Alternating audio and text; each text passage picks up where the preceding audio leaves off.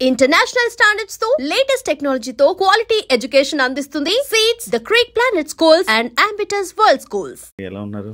Hello, బాగున్నాను శివ. బాగున్నారా? Ex Bigg Boss contestant. Yes. Bigg Boss తర్వాత ఏమైనా గ్యాప్ కానీ లేకపోతే ఏమైనా ఇబ్బందులు కానీ మీకు ఎదురయ్యా? అంటే నువ్వు కూడా శివ బిగ్ బాస్కి వెళ్ళావు తర్వాత. మేము నీకన్నా కొంచెం ముందున్నాం. సో ఏంటంటే సీనియర్స్, ఎలాగో సీనియర్సే, అన్ని విధాలుగా సీనియర్స్. సో సీనియర్స్ని జూనియర్స్ క్వశ్చన్స్ చేయకూడదు కదా. సరే, ఇప్పుడు సార్ నేనేదో చెప్పినట్టు సీనియర్స్ని జూనియర్స్ క్వశ్చన్ చేయకూడదు అన్నాను, జూనియర్స్ సీనియర్స్ని క్వశ్చన్ చేయకూడదు అన్నాను. రివర్స్లో ఏదో చెప్పాను. ఏదైనా పర్లేదు, కానీ నేనేమంటానంటే బిగ్ బాస్ కన్నా ముందు కూడా కరాటే కళ్యాణి. బిగ్ బాస్ నుంచి వచ్చాక బిగ్ బాస్ కళ్యాణి అని ఎక్కడా లేదు. బిగ్ బాస్కి వెళ్ళారు కదా అని అడుగుతారు, కానీ బిగ్ బాస్ వల్ల నాకు వచ్చిన ఫేమ్ లేదు, తగ్గిపోయింది లేదు.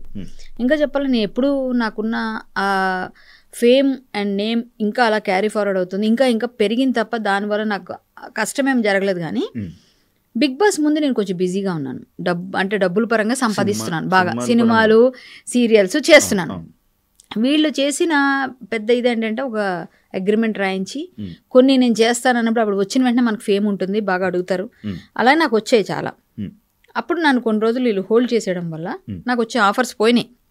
ఇదైతే బేషరతుగా ఓపెన్గా ఎక్కడని చెప్పొచ్చు, అది ఎందుకంటే నిజం అదే. సో దానివల్ల వీళ్ళేమో పిలిచి మేము సీరియల్స్ ఇస్తాం, సినిమాలు ఇస్తాం, లేకపోతే ఏదైనా షోస్లో పెడతాం అంటారు. ఇప్పటిదాకా మాట పిలిచి ఏదన్నా ఒక చిన్న షోలో కానీ గెస్ట్గా కూడా, లేకపోతే ఏ అపీరియన్స్ కూడా మనకు లేదు అక్కడ. గెస్ట్ అపీరియన్స్ లేదు, సీరియల్స్ లేదు, అసలు మా టీవీలో నేను ఎప్పుడూ తక్కువే ఫస్ట్ నుంచి కూడా.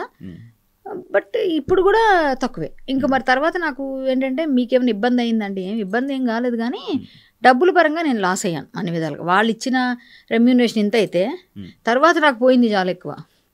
అలా అయిపోయింది. అంటే పోయిందంటే రావాల్సినవి రాకుండా ఆపేసి నాకు వచ్చే చేయనివ్వకుండా చేస్తే ఆటోమేటిక్గా కొంచెం నేను లాస్ అయ్యానని చెప్పాలి. బిగ్ బాస్ వల్ల నాకు నష్టమే ఒక విధంగా నష్టం, అంటే డబ్బుల పరంగా.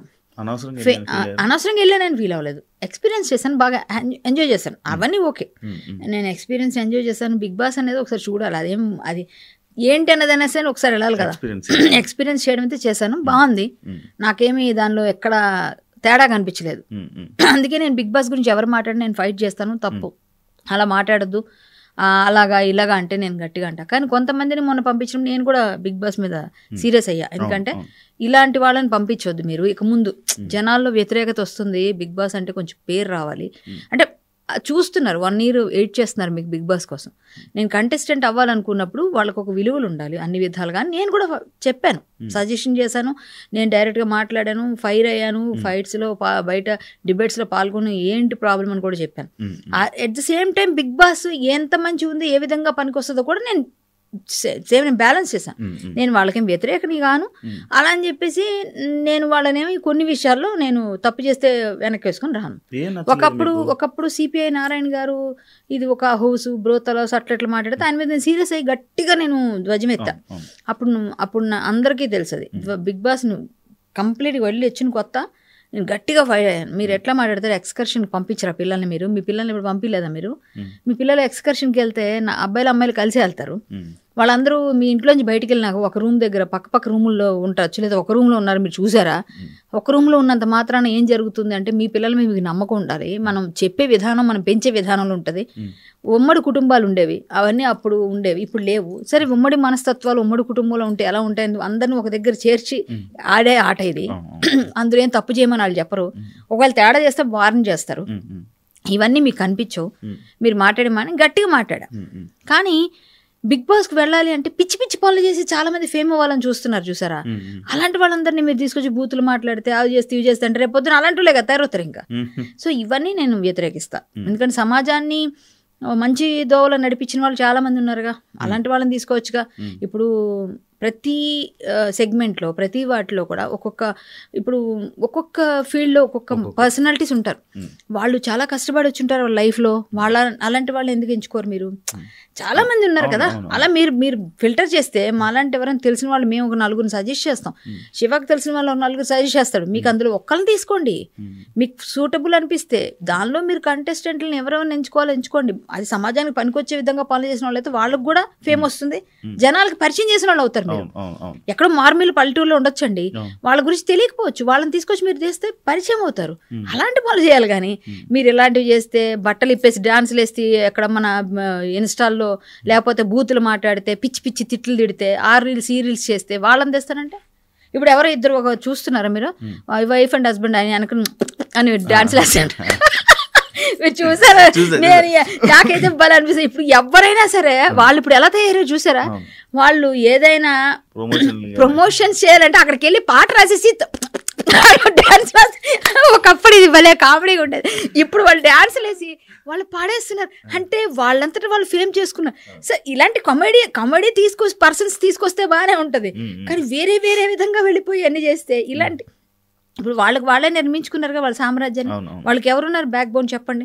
అది కూడా ఒక చిన్న యూట్యూబ్లో, ఒక చిన్న ఇన్స్టాగ్రామ్లో, చిన్న ఫేస్బుక్లో వాళ్ళు ఏదో చేసుకొని వాళ్ళు చేస్తే జనాలకి అంటే ప్లీజ్ ఒక సబ్స్క్రైబ్ 500 లైక్స్ అవుతాయి. నేను కూడా చెప్పి చేయడం ఎలాంటి వాళ్ళు ఎంకరేజ్ చేయండి. పాపం వాళ్ళు సరదా. ఆ పాప వెనకాతను హస్బెండ్ వాళ్ళ తాపత్రయం ఈ మధ్య జబర్దస్త్లో కూడా కనిపిస్తున్నారు. అంటే ఏదైనా చేస్తే ఆనందకరంగా ఆరోగ్యకరంగా ఉండాలి, అంతేగాని పిచ్చి పిచ్చిగా ఉండకూడదు. అది నేను చెప్పేది. సో ఇలాంటి వాళ్ళు కొంతమంది ఏదో కష్టాల్లో ఉన్న వాళ్ళు, చాలా ఇబ్బందులు పడి చదువుకుంటున్న వాళ్ళు, బోర్డర్ దగ్గర ఉన్న సైనికులు, ఎన్నో కష్టాలు పడిన వాళ్ళ ఫ్యామిలీస్లో ఎవరి కష్టం లేదు ప్రపంచంలో ప్రతి ఒక్కరికి ఉంటుంది. కష్టం లేని వ్యక్తిని చూపిస్తే నేను యాక్సెప్ట్ చేస్తాను. ఏ విధంగా అయినా సరే ఉంటుంది. నేనెంత నవ్వుతా నాకెంత ఉంటుందో, నువ్వెంత నవ్వుతా నీకెంత ఉంటాయి, ఎవరికి ఉండవు. చూస్తున్న వాళ్ళకి తెలీదా? ప్రతి ఒక్కరు కష్టం ఉన్నారు. ఆ కష్టంలోంచి బయటికి రావాలని ఒక పోరాటం ఉంటుంది కదా, దానికి సపోర్ట్ ఇచ్చినప్పుడే అవతల వాళ్ళకి వీళ్ళు దేవుళ్ళ కనిపిస్తారు. మీకు ఏం నచ్చలేదు ఈ సీజన్లో? ఏం ట్రిగ్గర్ అవ్వడం అంటే ఏమని అనుకున్నా పర్లేదండి. కొంతమంది కంటెస్టెంట్లు వెళ్ళినప్పుడు బయట బాగా ట్రోలింగ్ వచ్చింది. అది నేను పేర్లు చెప్పను, అందరికీ తెలుసు. ఎందుకంటే వాళ్ళని బాధ పెట్టడం నా ఉద్దేశం కాదు. వాళ్ళు కూడా నేను ఒక లేడీని వాళ్ళని బాధ పెట్టాలని నాకు లేదు. బట్ ఏంటంటే రేపు పొద్దున ఇప్పుడు వాళ్ళ పర్సనల్స్ ఏమైనా కావచ్చు. అక్కడ నాగార్జున గారు ఒక పాట వాళ్ళ గురించి ప్లే చేసి అదే అంత ఆ ప్లాట్ఫామ్ మీద అవసరం లేదనిపించింది. స్ట్రైట్ ఫార్వర్డ్ చెప్పాను. బయట తప్పేముంది, మీకు తెలుసు నేను ఎవరి గురించి మాట్లాడుతున్నాను. సో ఆ నాగార్జున గారి స్టేటస్కి అలాంటివన్నీ ఆయనతో చేయించడం వీళ్ళకి కరెక్ట్ కాదు, ఆయన చేయడం కూడా కరెక్ట్ కాదు. వాళ్ళు వెనకపడి తీసుకొచ్చి అంత పెద్ద ఇదే లేదు అక్కడ. ఏముంది నాకు అర్థం కాలే, ఎందుకు అట్లా అయిపోతుందో నాకు అర్థం కాదు. నేను చూపిస్తా చాలా చాలా గ్రేట్ పీపుల్ని, గ్రేట్ పర్సనాలిటీస్ని చూపిస్తాం మేము. మీరు అడగండి ఒక్క మాట. మీకు మమ్మల్ని అడగడానికి ఇబ్బంది అయిపోతే మీరు ఓపెన్గా ఇలాంటి కేటగిరీ వాళ్ళు కావాలని మేము చెప్పిన కొంచెం తీసుకొని లైన్ పెట్టండి. వాళ్ళు అప్లికేషన్స్ పెట్టుకుంటారు. కానీ అసలు ఎంతో కష్టపడి తిండి తిప్పలు లేని వాళ్ళు కూడా ఎంతో కష్టపడి ఎన్నో విషయాల్లో సాధించిన వాళ్ళు ఉన్నారు. ఇలాంటి వాళ్ళని తీసుకురాకుండా మనం ఎవరెవరినో తీసుకొచ్చి వాళ్ళు పాటలు వేసి వాళ్ళ డ్యూయట్లని మనం బిగ్ బాస్ దీనిలో చూపించి అసలు ఏమైనా అర్థం ఉందా? అక్కడ నేను ట్రిగ్గర్ అయిపోయాను. ఇంకొక అమ్మాయి ఏదో మా అమ్మాయి ఏం తిట్టిందో, వాళ్ళ అక్క తిట్టిందో, ఏం జరిగిందో తెలియదు. కానీ వాళ్ళ అక్క చెల్లెలు కష్టమో ఏదో పడుతున్నారు. వాళ్ళ తిట్లు ఒక రాత్రి ఫేమస్ అయిపోయారు.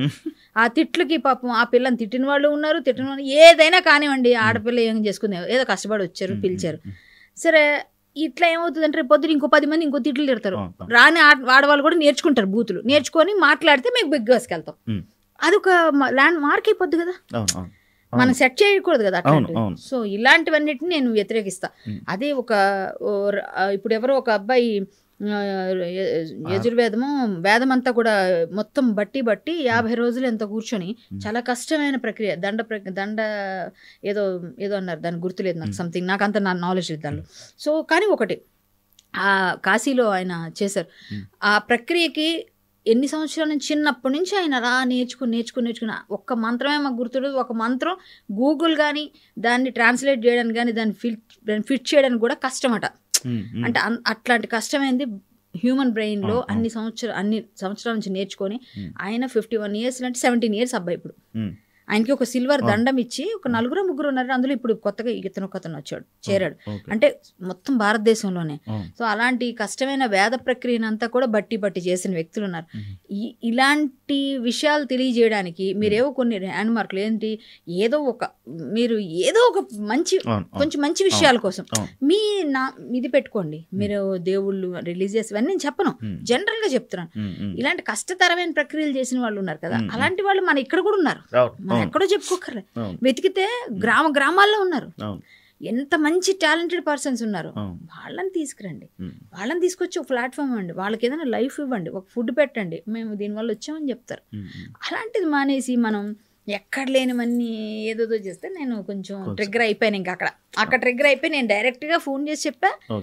నేను డిబేట్స్లో కూడా డైరెక్ట్ చెప్పా, అనవసరంగా బిగ్ బాస్ వల్ల ఇంతవరకు ఉన్న వాళ్ళందరూ బిగ్ బాస్కి వెళ్ళామని, ఇప్పుడు ఆ బిగ్ బాస్కి వెళ్ళామని చెప్పుకోండి ఫీల్ వస్తుంది కదా ఎవరికన్నా ఫ్యూచర్లో. ఇంకా వేస్ట్, నేను బిగ్ బాస్ వల్ల నాకు ఫేమ్ రాలేదండి, ఒరిజినల్గా చెప్తున్నా, క్లియర్గా చెప్తున్నా. కాకపోతే ఒకటి ఉంది, చిన్న పిల్లడు కూడా గుర్తుపడతాడు దానికి వెళ్తే, ఎందుకంటే చిన్న పిల్లలకు చూసేది బిగ్ బాస్. సో చిన్నపిల్లలు చూసినప్పుడు ఎంత జాగ్రత్తగా చేయాలి, స్క్రూటినీ కానీ ప్రతిదీ వాళ్ళ మీద ప్రభావం పడుతుంది కదా. లోపలికి వెళ్ళి లవ్లు చేసుకోవడం కాదు కదా బిగ్ బాస్ కదా, అంతే కదా, అది కాదు కదా. అది పిల్లలంటే ఓహో ఇలాగెళ్తే లోపలికి వెళ్తే మనం ఒకవేళ ఒక ఛాన్స్ వస్తే ఇలా ఉండాలన్నమాట అని 16-17 ఇయర్స్ పిల్లలు ఇంకా అదే పనిగా చూస్తారు కదా. వాళ్ళకి ఫ్యాన్ బేస్లు అంటే లవ్లు కొవ్వుల కోసం వెళ్ళట్లేదు ఎవరు, లోపలికి వెళ్తే ఒక సెట్ చేసుకుంటున్నారు, ఒక రిలేషన్స్ పెట్టుకుంటున్నారు. సో అది కాదు బిగ్ బాస్. బిగ్ బాస్ మనస్తత్వాన్ని అంచనా వేసే ఇది ప్రక్రియ. నీ మనస్తత్వం ఏంటి, జనాలకు నువ్వేమిస్తున్నావు, ఏమి ఇవ్వగలవు, నీ వల్ల సమాజానికి ఏమైనా ఉపయోగం ఉందా లేదా, అసలు నువ్వు ఏ విధమైన వ్యక్తి, ఎలాంటి వాళ్ళు ఉంటారు సమాజంలో, ఎలాంటి వాళ్ళని ట్రైన్ చేయొచ్చు, ఎలాంటి వాళ్ళని మనస్తత్వాన్ని, అంటే నువ్వు అవసరమైతే త్యాగం చేయాలి, నీ జుట్టైనా లేకపోతే నీ దగ్గర ఉన్న ఏదైనా వస్తువైనా, నీకు ఇష్టమైన కాఫీ అయినా, ఇవన్నీ ఎందుకు చెప్తున్నారంటే మనసులో వాళ్ళ దగ్గర ఉన్న లోపల ఒక మనిషి, బయట ఒక మనిషి, ప్రతి మనిషిలో ఉంటాడు, బయటికి తీయడమే కదా. బయట మేకప్ చేసిన దాన్ని లోపల నుంచి బయటికి బద్దలు కొట్టడమే కదా. సో దానిలో మంచిగా తీసుకుంటే మంచి ఉంది, వీళ్ళందరూ ఏంటంటే ఎంటర్టైన్మెంట్గా తీసుకుని ఎంటర్టైన్మెంట్ ఉంది. సో అది ఇవ్వండి, కానీ అలా అని చెప్పి వేరే విధంగా ఎంటర్టైన్మెంట్లు వేరే విధంగా ఇస్తే పిల్లలు చెడిపోతారుగా. ఇప్పుడు ప్రతి పిల్లవాడు కూడా బయటగా మీరు బిగ్ బాస్ వచ్చారు కదా మేడం అంటారు, అంటే వాళ్ళు చూసారు. సో నాకు వచ్చిన ఫేమ్ ఏమని ఉందంటే ముందు నుంచి కరాటే కళ్యాణే, ఇప్పటికీ Bigg Boss Kalyan, Bigg Boss participant అని కొంతమంది తెలుసు, 4 అని ఆల్రెడీ 4 అయిపోయి కూడా 5 సీజన్లు అయిపోయి, కాబట్టి ఇప్పుడు 4 అయిపోయిన తర్వాత ఇన్ని సీజన్ల తర్వాత నేను అందరికీ గుర్తుండొచ్చు, గుర్తు లేకపోవచ్చు. బట్ బిగ్ బాస్ అనేది ఒక మంచి ప్లాట్ఫామ్, దాన్ని మంచిగా యూజ్ చేయాలన్నదే నా కాన్సెప్ట్.